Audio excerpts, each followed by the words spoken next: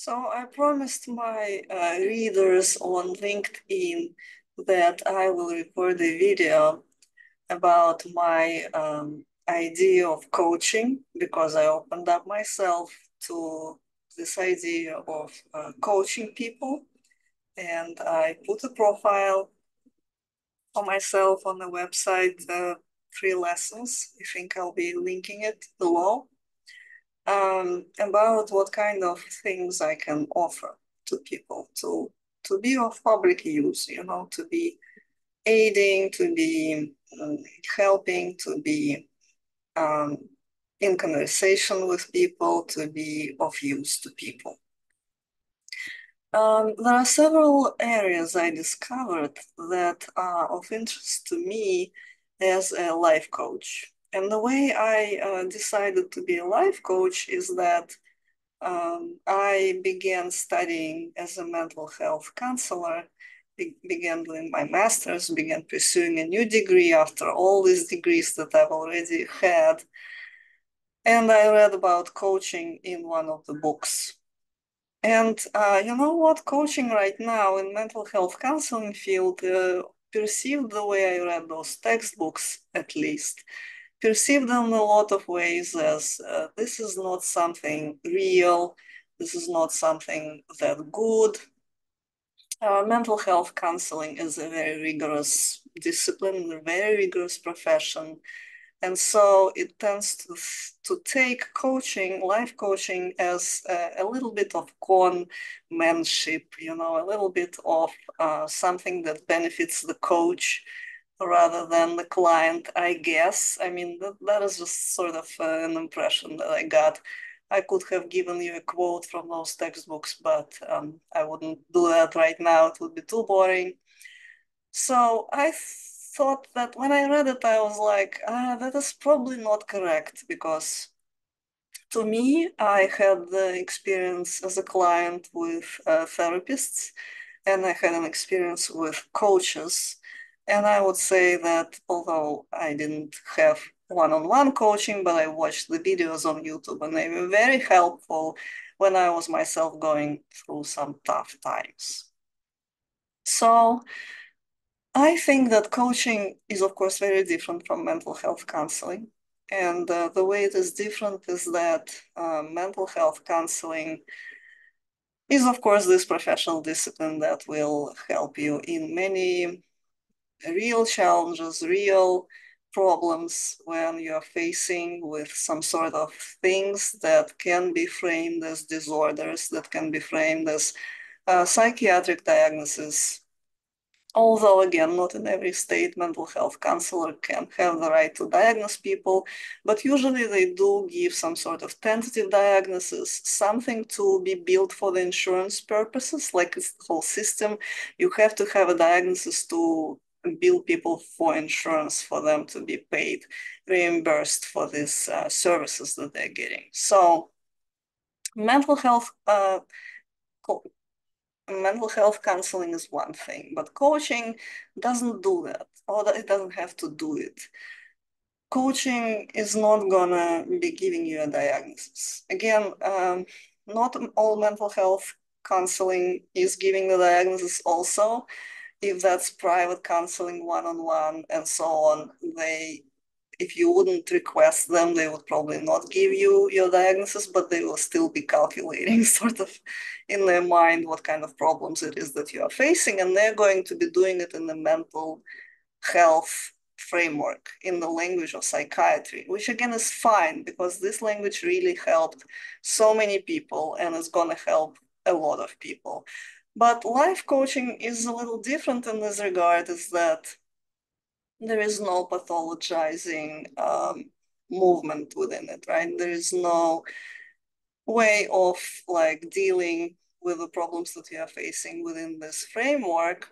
And if the coach sees that there is a mental health issue going on, then they have to refer you to a mental health counselor. The coach cannot do and cannot claim to be doing any practice that will be mental health counseling practice. They will have to redirect you to a mental health counselor.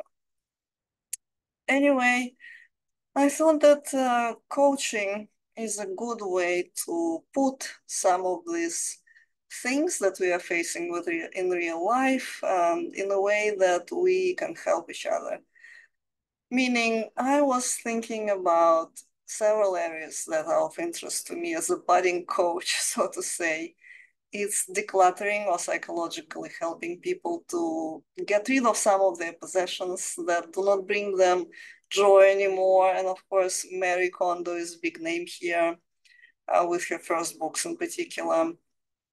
It's psychologically helping people to overcome these attachments to the objects that do not serve them anymore in order for them to make space for things that really bring them joy and really bring them the opportunity to engage with things that they love. For example, if you have the things that are taking space, you obviously cannot begin, let's say, a new hobby that you really wanted to do because you just don't have space for that. You don't have the place to put the new instruments. You don't have the space to bring in the new materials that you need. And so you keep holding on to those things that do not serve you anymore in hopes that you will be returning to them, but that might never happen.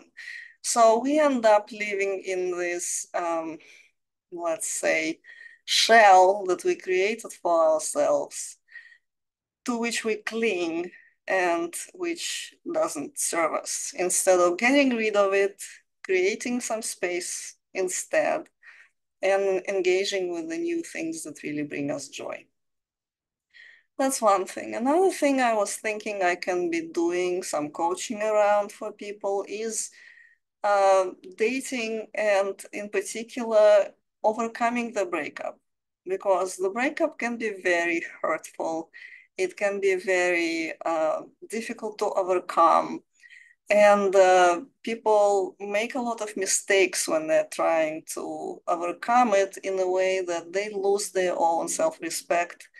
They harm themselves with the attitudes that they have in mind, and they do not achieve their goals. And the goal would be to have a very fulfilling relationship, the relationship that really brings you more than it takes from you, and the relationship that is encouraging, that is supporting you in achieving your other goals, because relationships are not the goals in themselves, right? Relationships are the structures that help us to achieve our goals in life, those goals being self-realization, first and foremost. Another area that was interesting to me as a coach was unleashing creativity in people. I myself, I think I can openly say that I'm a creative person. I create a lot. I wrote for most of my life, beginning with poetry and going on and on into all sorts of different genres. I paint canvases with acrylic. Actually, you can see on my background some of my works in acrylic. I don't pretend to be a professional artist. That's fine to not be a professional. What's as important is that what you're doing brings you joy and it creates the peace inside of you and the harmony between you and the outside world. So journaling is the way to unleash the creativity. Allowing yourself to be creative is the way to unleash the creativity. And allowing yourself to stain that canvas, to take an empty space of paper and write something, and to not be critical about it and to not be your own worst critic is a very important practice and a very important thing to do. It's something that really allows you to thrive.